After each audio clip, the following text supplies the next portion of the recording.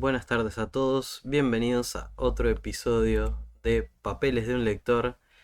Mi nombre es Cristian Verón y como pudieron haber visto en la entrada del video, este video de hoy está consagrado a un gran escritor ruso llamado Anton Chekhov.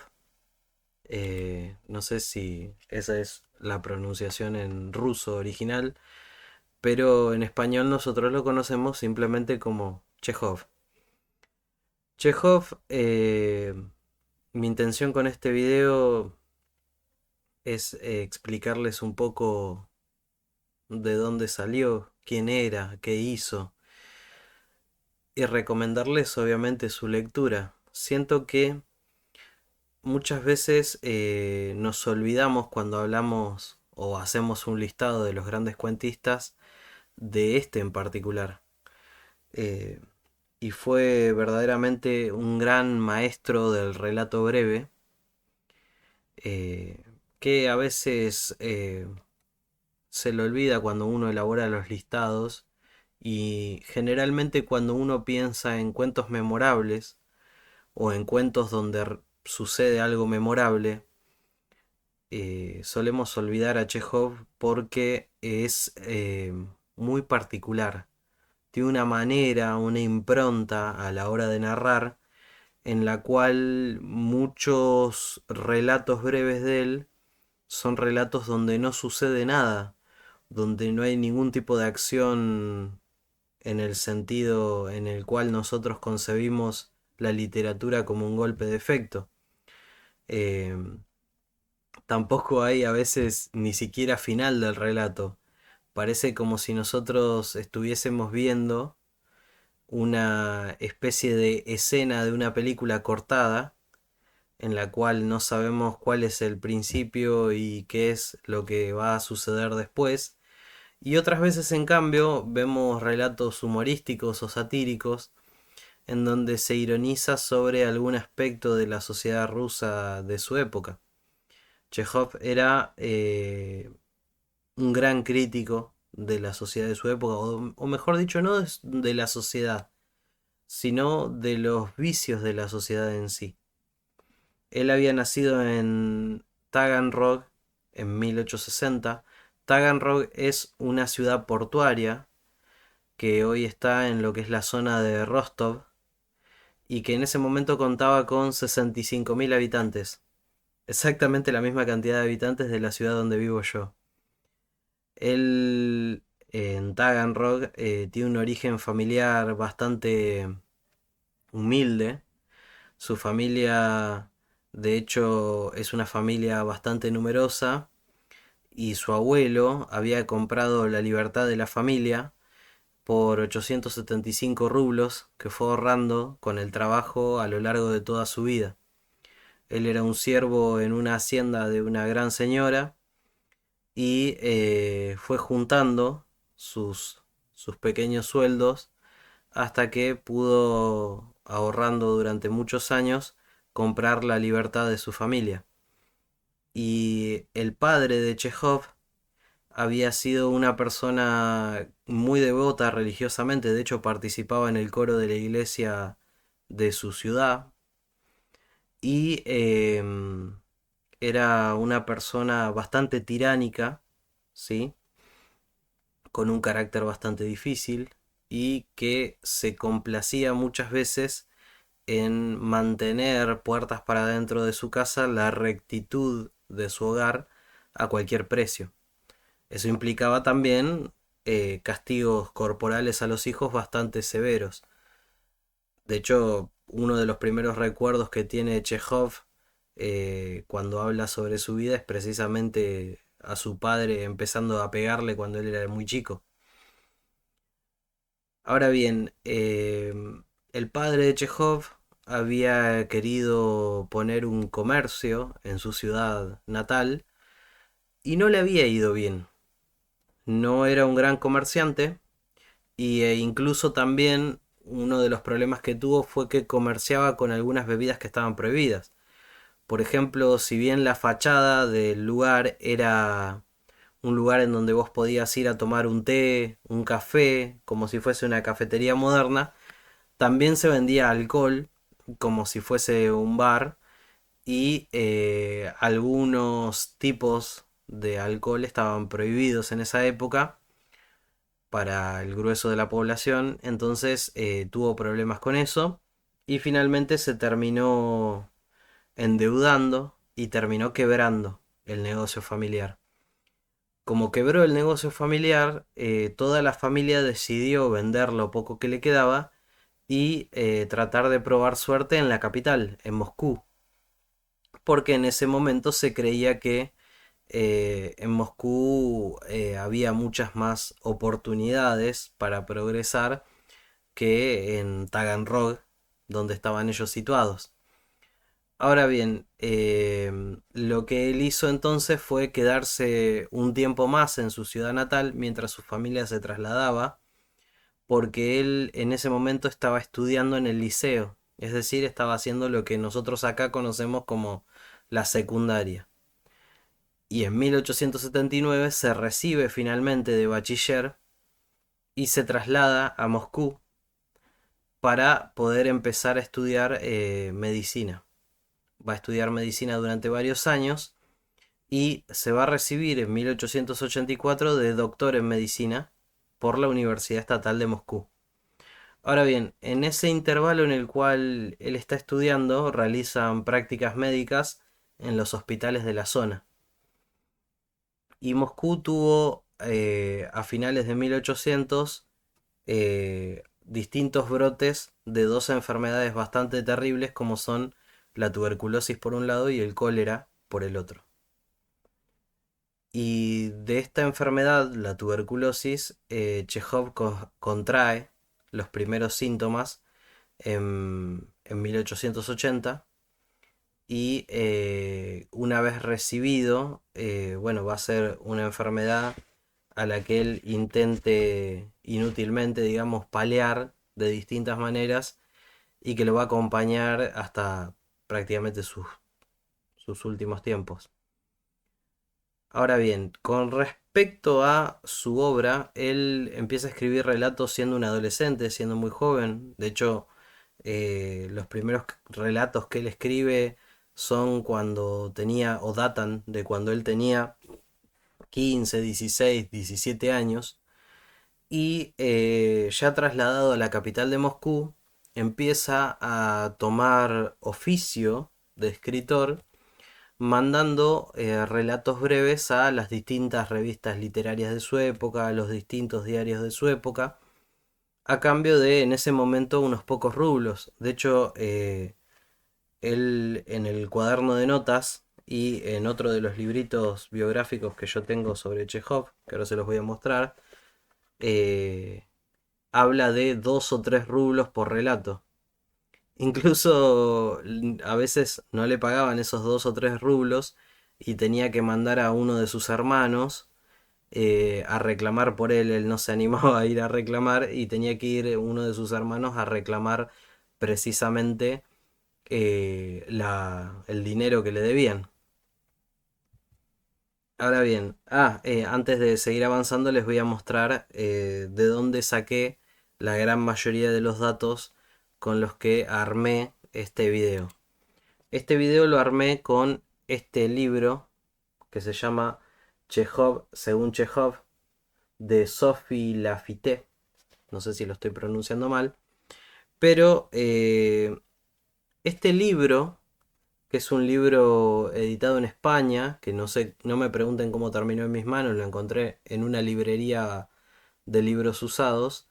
Es un libro bastante interesante porque Chekhov sobre Chekhov brinda la posibilidad de leer cartas seleccionadas en donde muestran los pensamientos justamente del escritor respecto de ciertos temas. Y está dividido así. Tenemos una parte donde habla de la familia, tenemos una parte donde habla del trabajo, tenemos una parte donde habla de la creación literaria, tenemos una parte donde habla sobre el amor.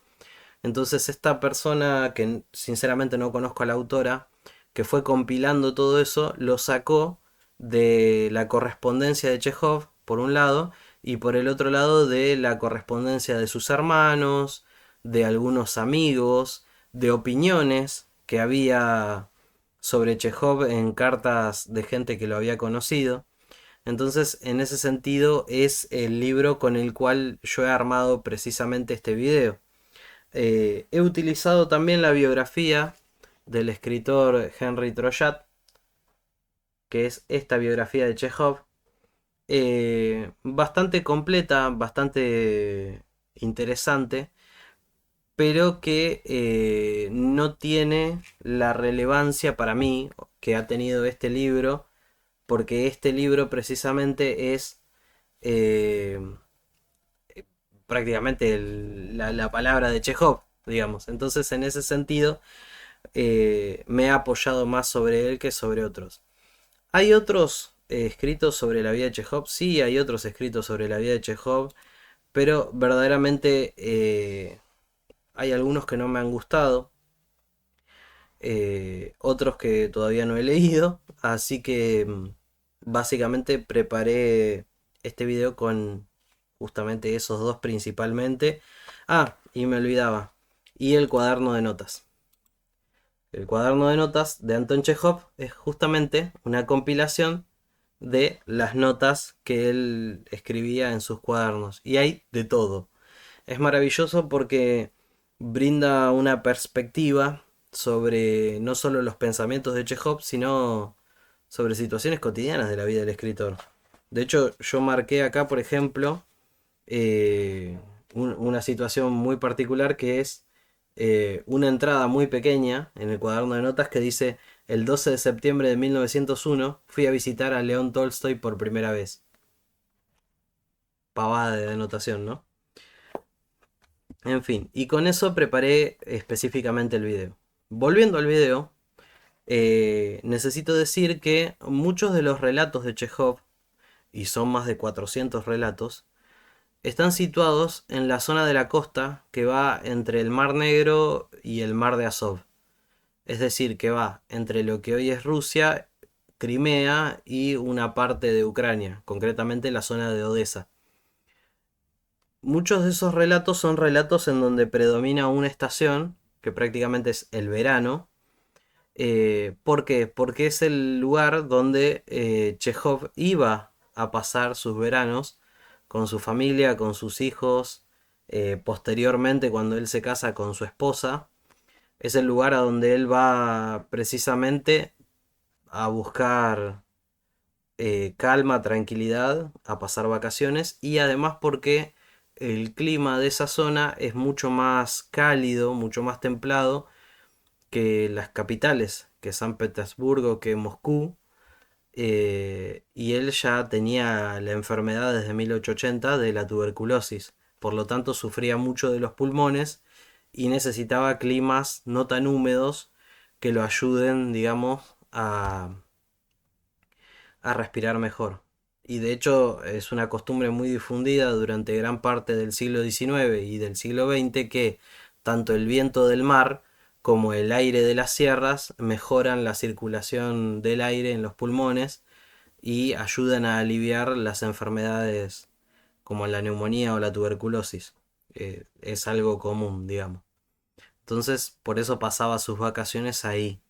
Ha pasado otras vacaciones, ya recibido como médico también, por lo que es la costa del sur de Francia, y una parte de Italia, digamos, pero eran viajes esporádicos que él realizaba y no eran tanto, digamos, sus vacaciones como para descansar. Para descansar, Chekhov volvía siempre a la zona por la que había andado, digamos, de juventud. Ahora bien, convengamos tampoco en que no tuvo una vida tan larga. Chekhov, para aquellos que no lo sepan, muere a los 44 años, es decir, muere en 1904, y tuvo una vida bastante corta, aunque bastante prolífica. ¿Por qué? Porque ha escrito muchísimo. Yo he leído 4 compilaciones de cuentos. En casa tengo dos libritos, ahora los voy a mostrar, que son este libro, que es de Daza, que se llama El beso y otros cuentos, Y esta otra compilación, también de una editorial española como es Hispamérica, que es eh, La Dama del Perrito y otros cuentos, que es un clásico de Chekhov. Ahora bien, he leído también otros relatos, pero en digital, en formato digital, digamos. Ya hay muchas compilaciones. Cuando llegue a la parte de las recomendaciones voy a hablar un poquito de eso, porque en realidad cada cierta cantidad de tiempo, cada 30 o 40 años, sale al mercado otra compilación de los relatos de Chekhov totalmente distinta. Y no respetan, digamos, lo que fueron las publicaciones originales y los títulos originales. Entonces capaz que te agrupan un grupo de cuentos bajo otro nombre, digamos, los cambian de lugar, los cuentos de la dama del perrito te los ponen en el beso y los del beso te los ponen en la estepa, o te pegan una novela breve, porque tenía escritas algunas novelas breves, con una serie de relatos y lo editan bajo otro nombre. Hay todo un tema, digamos, porque es muy difícil rastrear lo que son las obras originales de Chekhov. Aunque ahora hay para España, para Argentina, supongo que se puede llegar a pedir en alguna librería especializada, debe valer un ojo de la cara o un riñón a estas alturas, pero existen los cuentos completos en 4 tomos, en donde tenemos acceso a los más de 400 relatos que ha escrito Chekhov a lo largo de su vida. Eh, Nada, eso es para fanáticos, digamos. Mi sueño es tener el tiempo suficiente y el dinero suficiente como para poder comprarlos en algún momento y sentarme cómodamente a leerlos. Ahora bien, volviendo a su desarrollo como escritor, en 1885, exactamente un año después de haberse recibido como médico, él conoce en Moscú precisamente al que va a ser su primer editor y uno de los grandes amigos de su vida. De hecho, él va a viajar con Suvorin. Alexei Suvorin, o Alexei Suvorin, es el dueño de Novoye Vremya. Novoye Vremya significa nuevos tiempos, según la traducción del ruso que yo encontré, y es uno de los periódicos más vendidos del Imperio Ruso en esos momentos. Suvorin encarnaba, perdón, todo lo que todo lo que es el nuevo hombre, digamos, de Rusia. Era un self-made man, o sea, era un tipo hecho desde abajo, el cual básicamente también descendía de siervos. De hecho, su padre había sido siervo y había empezado escribiendo como periodista, había hecho una carrera muy sólida como periodista y luego había fundado el diario y se había establecido como escritor y como editor literario también. En ese diario, que es justamente el diario más vendido en ese momento de Rusia, Chekhov va a empezar a publicar sus primeros intentos serios de transformarse en un escritor. Él en un primer momento contaba que se había dedicado a la literatura para por motivos puramente económicos y porque se aburría. De hecho, él debuta oficialmente en 1882 en una revista satírica llamada Oskolsky, que significa Los Escándalos, que era del escritor Nikolai Leikin. Nikolai Leikin era un escritor de la época medianamente reconocido que, como muchos otros, había fundado un diario o una revista sobre artes y desde allí difundía sus ideas, agrupaba un núcleo de escritores y defendían una serie de poéticas alrededor de la creación verbal. Ahora bien, Chekhov en ese momento todavía escribía para ganarse la vida, digamos. Ellos vivían en una guardilla, la familia entera vivía en una guardilla, en un piso en Moscú, y hay una nota muy triste del cuaderno de notas en donde cuenta que eh, ellos miraban a través de las claraboyas los pies de la gente que pasaba caminando por la calle y esa era la única luz que entraba al sótano donde ellos vivían, un lugar verdaderamente espantoso y probablemente no muy bueno para sus pulmones, obviamente. Ahora bien, esto empieza a cambiar cuando él conoce a Suborin o Suborin. Suborin lo que hace es lo ayuda a editar sus primeras colecciones de relatos de manera seria, de manera profesional. Hasta ese momento, Chekhov había escrito los cuentos de Melpomene y en el mismo año que eso los escribe en el mismo año en que él se recibe de médico y los reúne bajo ese título en 1886. Al año siguiente, él va a publicar su primera obra de teatro, Ivanov, y acá me detengo por un segundo. Chekhov siempre quiso ser un hombre de teatro. Admiraba muchísimo el teatro, le encantaba el teatro, le encantaba rodearse de actores, le encantaba el escenario del teatro y pensaba muchas de sus escenas como escenas teatrales, digamos. Incluso cuando escribía relatos, los pensaba en su cabeza para visualizarlos mejor y poder plasmarlos al papel como pequeñas obras de teatro en un acto. E incluso tiene obras de teatro en un acto, dicho sea de paso. Eh, Volviendo al punto, entonces, él escribe su primera obra de teatro al año siguiente, es decir, en 1887, y ese mismo año escribe su segunda colección de relatos que es Al anochecer. Al anochecer recibe muy buenas críticas en Moscú y en San Petersburgo, y eso lo anima para que en 1888 Suborin le edite La Estepa. A partir de ahí, su carrera nunca va a declinar. Él va a escribir, ¿sí? Una colección de relatos nueva, o va a sacar una colección de relatos nueva por año, y una obra de teatro por año también. Y en el medio intercalado va a escribir también novelas breves.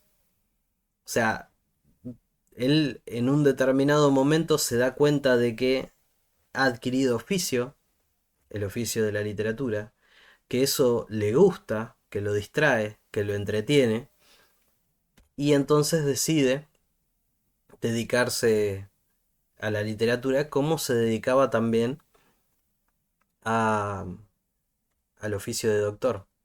De hecho, es interesante que él eh, pueda conjugar ambas pasiones porque él no deja de ser nunca médico, no deja de ser nunca doctor, no deja de atender nunca a los pobres que se acercaban a su casa y a veces le llevaban alguna comida de regalo, alguna caja de té, una gallina o algo de eso porque no tenían dinero como para pagarle la consulta o la atención. Y muchas veces él les daba medicinas gratis, o sea, hay un costado de Chekhov muy humano que realmente es muy hermoso. De hecho, creo que es uno de los escritores más interesantes en ese sentido porque Chekhov es un humorista, un satírico por un lado y por el otro lado es una persona muy buena. Y ustedes me dirán, sí, pero pensaba, porque de hecho hace poco se puso de moda algunas notas o apuntes o cartas en donde él habla despectivamente del rol de las mujeres. Y era un hombre en el siglo XIX. O sea, ni siquiera se conocía, digamos, en el siglo XIX en Rusia. Digamos, o sea, ni siquiera se conocían los derechos civiles más básicos para cierta parte de la población. Obviamente que ni siquiera se iba a pensar, digamos, en ese momento el rol de la mujer. Y ustedes me dirán, ¿estaba mal? Y no sé, sí, supongo que sí. Pero él no se daba cuenta de eso. O sea, de nuevo, estamos en el siglo XIX en el Imperio Ruso y no están garantizados ni siquiera los derechos civiles para más del 50% de la población. Entonces es muy difícil que él cambie la cabeza o piense de otra manera. Sin embargo, es una excelente persona en el sentido, y por eso lo rescato, en el sentido de que Él era un médico que atendía incluso a gente pobre que no tenía con qué pagarle. Y eso es algo muy valorable, digamos. Me parece que cumple una función social a la que él nunca renunció a lo largo de su vida, porque podría haberse dedicado tranquilamente a la literatura y no hacer nada más, y sin embargo siguió trabajando como doctor. Ahora bien, después de Al anochecer, publica La Estepa y eso lo va a consagrar como escritor. De hecho, él a partir de allí va a tener lo que podríamos llamar fama, es decir, una fama del siglo XIX, limitada a los círculos literarios, a los círculos artísticos. Es en esos años en donde le empieza a ir un poco mejor económicamente, en donde Chekhov empieza no solo a pasar sus vacaciones con su familia en la zona que ya les mostré, sino que también empieza a viajar. Y además de viajar, él empieza a involucrarse en el periodismo. Empieza a hacer notas. De hecho, están publicados los artículos. Nunca he leído uno, dicho sea de paso.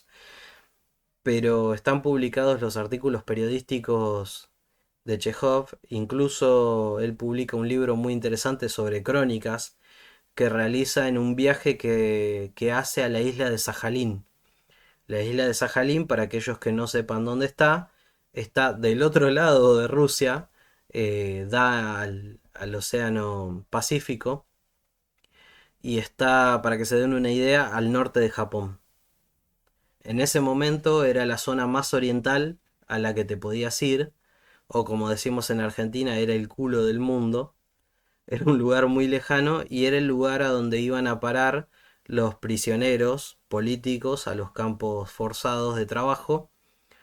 Y Chekhov pide una solicitud como periodista para ir ahí y realizar una serie de reportajes y va, conoce, digamos, el horror de un campo de trabajo forzado en primera persona y escribe en la isla de Sajalín, que es un ejemplo de crónica literaria mezclado con información y documentación periodística que verdaderamente es muy interesante.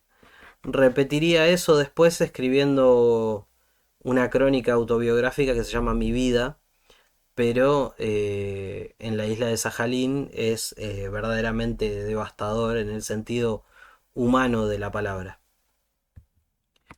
Ahora bien, es en estos años en donde él empieza a viajar y empieza a transformarse en una celebridad en el mundillo literario, en donde por un lado se va acercando a una compañía de actores de teatro y dentro de esa compañía de actores de teatro conoce a una muchacha y esta muchacha es Olga Nipper. Olga Nipper se va a conocer con él en 1898 mientras que estaban trabajando juntos en una adaptación al teatro de La Gaviota, la obra de teatro. Y ella pertenecía a la Escuela de Teatro y Arte de Moscú. En ese momento, cuando se conocen, ella empieza a trabajar con esa compañía de teatro y empiezan a hacer representaciones justamente de las obras de Chekhov. De hecho, creo que son 3 o 4 obras las que realizan esta compañía.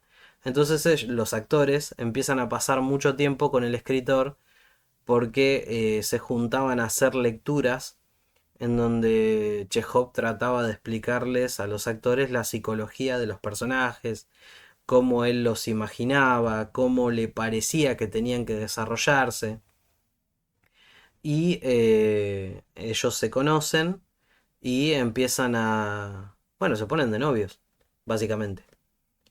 Y 3 años después se casan. Se casan en 1901. En el medio es muy interesante porque pasa de todo. O sea, en esos 3 años, Chekhov viaja por Europa, viaja al lejano oriente, viaja a través de la India, conoce la isla de Ceilán o Sri Lanka. eh, es decir, pasan muchísimas cosas en su vida y también conoce a algunos escritores de su momento bastante famosos. Y acá yo traje básicamente, bueno, además de la foto que está encima mío, en donde está Chekhov sonriendo y Olga sonriendo, que es verdaderamente muy linda, eh, traje unas fotos porque él conoce a un muchacho mucho más joven que él, que se va a hacer su amigo, que estaba vinculado profundamente con la política de su época, que es Máximo Gorki. Y Máximo Gorki era en ese momento una persona que tenía creo que 15 años menos que él, o casi 20 años menos que él, y se hacen amigos a pesar de la edad, y Chekhov lo empieza a invitar a pasar las vacaciones con su familia. De hecho, voy a retroceder un poquito porque acá en esta foto que ven arriba mío, está Chekhov sentado, se ve su hermana ahí atrás, se ve el hijo de su hermano, o sea, sería su sobrino, allá atrás, sentado atrás de él, con una boina blanca parece, está uno de los hermanos, y el que está sentado en las escalinatas a a la izquierda, digamos, de Chekhov, eh, que está mirando para arriba o riéndose, es Máximo Gorki. Gorky, que acá también lo tienen, digamos, es el muchacho del bigote serio, vestido de camisa blanca, que está con Chekhov ahí. Lo va a conocer a Chekhov y lo va a acompañar en muchos de sus viajes. Uno de los viajes que hacen, esto es fascinante, se les ocurre ir a ver al que en ese momento era el patriarca de las letras rusas, una leyenda viviente, y viajan a Yasnaya Poliana a ver a Tolstoy, a Lev Tolstoy, que en ese momento todavía estaba vivo. Y como ya se había inventado los primeros aparatos fotográficos, de hecho las fotografías que están mirando son reales, eh, se sacan una foto de ese encuentro. Es fascinante. Las tres fotos que ven ahí son fotos de la visita, de las visitas que le hacen a Tolstoy. La que es muy linda es la que está Tolstoy medio ladeado de costado, con un Chekhov completamente sonriente, y detrás de ellos dos, Gorky completamente serio y con las manos en las caderas, es maravillosa. Y después acá abajo tienen a Tolstoy hablando con Chekhov y incluso parece estar reprendiéndolo.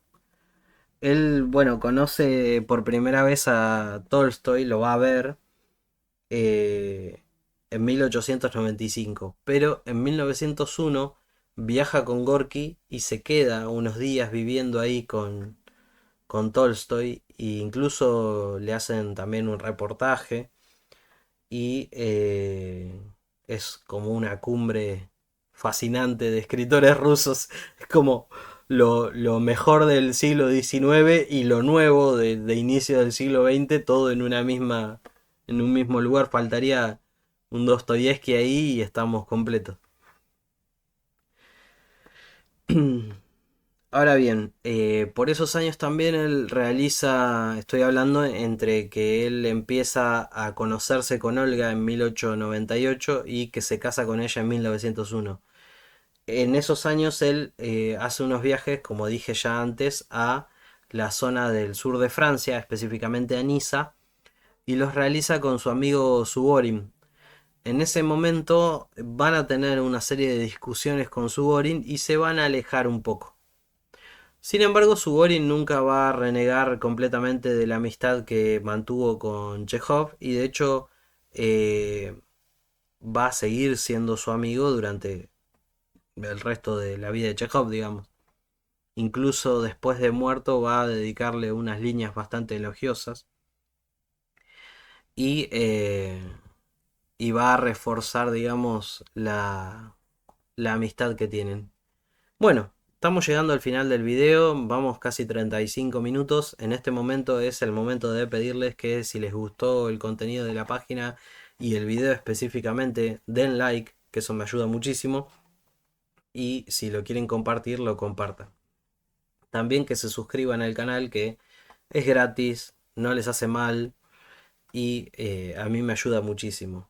Antes de ir con mi selección de mis relatos o lo que yo creo que debería todo el mundo leer de Chekhov, me queda hablar de este libro, que es un libro de un excelente cuentista norteamericano llamado Raymond Carver.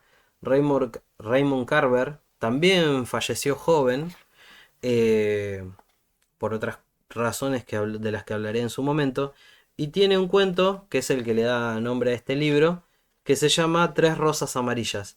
Tres Rosas Amarillas es un cuento que habla de los últimos momentos en vida de Anton Chekhov. Un Chekhov que está en Yalta, en su casa en Yalta, enfermo de tuberculosis. No, perdón, en Yalta no, en Badén, enfermo de tuberculosis y termina falleciendo. Chekhov se muere en 1904 en Badén, en una zona, un conocido balneario que hay en la Selva Negra, famoso por sus aguas termales. Había ido ahí con su familia tratando de recuperarse y de hecho le escribe unos días antes de su muerte a su hermana contándole que las aguas y los vapores del baño termal le están haciendo muy bien a los pulmones y de hecho se siente muchísimo mejor. Así que bueno, muere en 1904 y Raymond Carver escribe un cuento sobre esos últimos momentos de Chekhov y es fantástico. Pero yendo específicamente a mi selección, les recuerdo que esto es algo puramente personal. A ustedes les puede gustar otra cosa, pero básicamente esto es lo que yo recomiendo siempre de Chekhov. Lo que recomiendo es, por un lado, la compilación que tiene La Dama del Perrito, ¿sí? La Dama del Perrito y otros relatos tiene variaciones, es decir, según la edición que ustedes tengan, tiene algunos cuentos agregados de otras compilaciones o tiene algunos cuentos de menos, pero básicamente hay algunos que siempre son los que se repiten en todas las compilaciones, por ejemplo, Boda por Interés, Veraneantes, El Galán Joven, El Niño Maligno o La Dama del Perrito son generalmente cuentos que vienen agrupados juntos. Por otro lado, la otra compilación de relatos que recomiendo es El Pabellón número 6. No lo tengo acá en libro porque lo leí en formato digital en el Kindle, pero El Pabellón número 6 y otros relatos también tiene muchos relatos bastante divertidos, interesantes, curiosos y maravillosos, por supuesto. Me queda también recomendarles El Beso y otros relatos, o El Beso y otros cuentos, que El Beso y otros cuentos es básicamente una compilación española sobre todo, porque de hecho, por ejemplo, tiene muchos relatos de La Dama del Perrito, eh, y también de Pabellón número 6 y también de La Estepa, mezclados allí. Pero también es bastante divertida, interesante y maravillosa. Después les recomiendo, bueno, La Estepa, que me parece fantástico, me parece hermoso. El cuaderno de notas, que ya lo hemos visto acá. Sin trama y sin final, que sin trama y sin final es posterior, es una compilación hecha en el año 2008 de una serie de notas sobre literatura, en donde Chekhov da consejos sobre cómo escribir, sobre cómo aprender a escribir, vamos a decirlo así. En realidad no se puede aprender, no se puede enseñar a alguien a escribir, pero él da una serie de consejos para futuros escritores que es muy entretenido. Y de hecho, si les gusta escribir sin trama y sin final, consejos para escritores, es verdaderamente interesante. Y por otro lado, quiero recomendarles dos obras de teatro, que son La Gaviota y Tío Baña, que son obras de teatro que se están representando desde que se montaron por primera vez en teatro en Moscú y tienen siempre reversiones a lo largo de los años.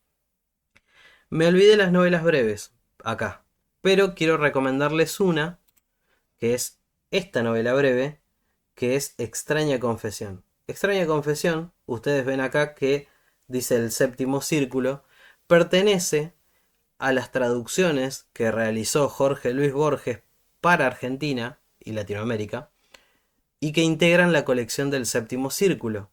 Es una novela policial, Extraña Confesión, que es muy interesante porque el relato, digamos, es sobre un juez de instrucción que le entrega a un editor un manuscrito para una novela de su autoría, y esa novela es una novela policial, y esa novela policial lo incluye como personaje.